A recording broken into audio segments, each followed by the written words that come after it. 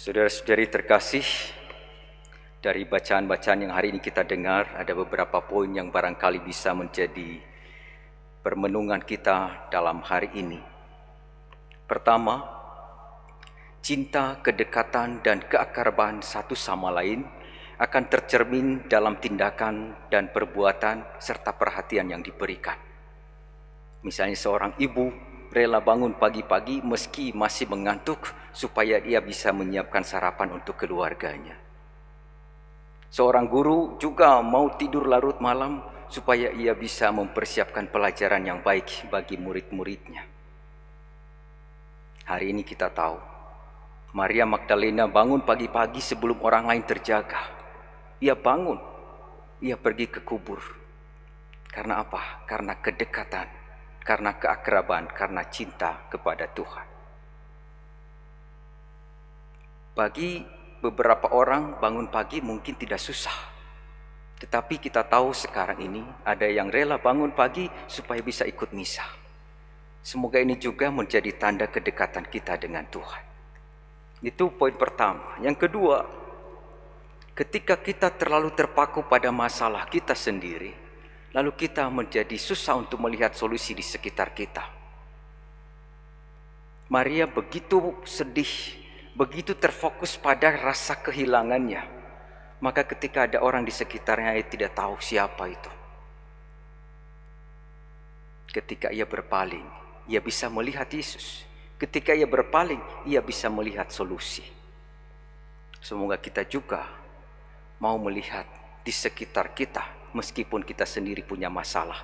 Mungkin dengan cara itu kita bisa mengatasinya.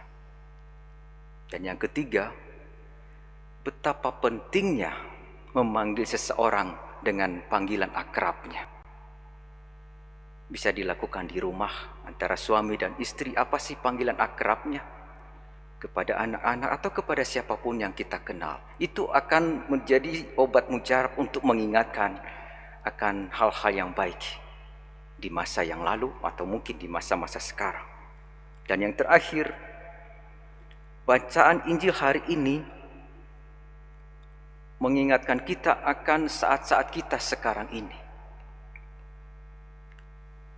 Yesus mengatakan kepada Maria Magdalena, jangan memegang aku. Sekarang ini karena COVID ada begitu banyak orang yang merindukan supaya bisa datang ke gereja, ikut ekaristi dan menerima komuni. Namun tidak berarti bahwa tidak menerima komuni langsung lalu kehilangan kedekatan dengan Tuhan. Maria tetap akrab dengan Yesus, Yesus pun tetap dekat dengan Maria dan murid-murid yang lain meskipun tidak bisa memegang secara langsung. Semoga ini menjadi penguat bagi kita. Banyak orang merindukan Tuhan, menyambut Tuhan secara langsung, tetapi karena suatu keadaan kita tidak bisa memegangnya. Tetapi kita tahu kita mencintai Tuhan, Tuhan pun mencintai kita. Dari keempat poin tadi, kalau saya singkat dalam beberapa kata, yang pertama, itu tidak sia-sia bangun pagi. Yang kedua, berpalinglah dari masalah sendiri supaya bisa melihat solusi. Dan yang ketiga, panggillah seseorang dengan panggilan akrabnya. Dan keempat, tetap akrab meskipun berjarak, karena kita saling percaya.